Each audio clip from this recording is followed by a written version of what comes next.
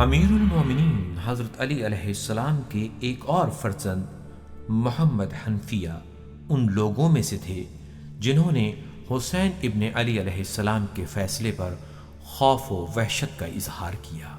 وہ امام حسین علیہ السلام کی خدمت میں حاضر ہوئے اور فرمایا، بھائی، آپ مجھے تمام انسانوں میں سب سے زیادہ محبوب اور محترم ہیں، اور یہ میری ذمہ داری ہے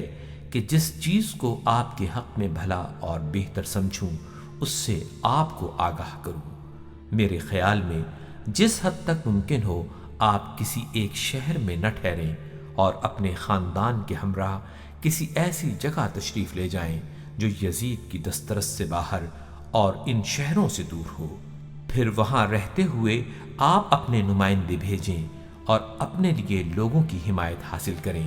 اس صورت میں اگر لوگوں نے آپ کے ہاتھ پر بیعت کی تو خدا کا شکر، اور اگر کسی اور کی بیعت کر لی تب بھی آپ کو کوئی نقصان نہیں پہنچے گا،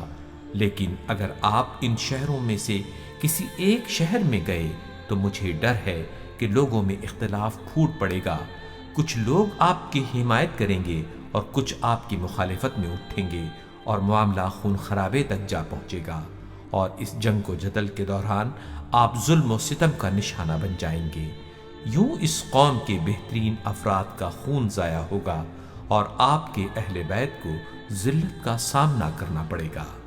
یہ سن کر امام حسین علیہ السلام نے فرمایا، آپ کے خیال میں مجھے کس علاقے میں جانا چاہیے؟ محمد حنفیہ نے کہا، میرا خیال ہے کہ آپ مکہ تشریف لے جائیں، اور اگر وہاں حالات سازگار نہ ہوں تو صحرا اور بیابان کے راستے ایک شہر سے دوسرے شہر منتقل ہوتے رہیں، یہاں تک کہ لوگوں کے حالات اور مستقبل کا جائزہ لے سکیں۔ آپ کی بصیرت اور دور اندیشی کو دیکھتے ہوئے مجھے امید ہے کہ آپ ہمیشہ صحیح راستے کا انتخاب کریں گے اور تمام مشکلات کو کمال دانائی اور احتیاط کے ساتھ حل کرتے چلے جائیں گے۔ امام علیہ السلام نے محمد حنفیہ کے جواب میں فرمایا، بھیا، آپ جو مجھے یہ مشورہ دے رہے ہیں کہ میں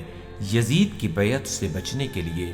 ایک شہر سے دوسرے شہر جاؤں، تو یہ جان لیجئے کہ اگر اس وسیع و عریض دنیا میں میرے لیے کوئی پناہ گاہ یا ٹھکانہ نہ رہے تب بھی میں ہرگز یزید ابن معاویہ کی بیعت نہیں کروں گا۔ اس حال میں کہ محمد حنفیہ کے آنسو ان کے رخساروں پر بہہ رہے تھے، امام علیہ السلام نے اپنی گفتگو کو جاری رکھتے ہوئے فرمایا، اے بھائی، خداوند متعال اس خیرخواہی اور ہمدردی کے عوض آپ کو جزائے خیر عنایت فرمائے، لیکن میں اپنی ذمہ داری کو آپ سے بہتر جانتا ہوں اور میں نے مکہ کی سمت روانگی کا فیصلہ کر لیا ہے۔ میرے بھائی، بھتیجے اور پیروکاروں میں سے چند افراد اس سفر کے لیے تیار ہیں، کیونکہ یہ افراد مجھ سے متفق ہیں اور ان کے اہداف اور مقاصد بھی وہی ہیں جو میرے پیش نظر ہیں۔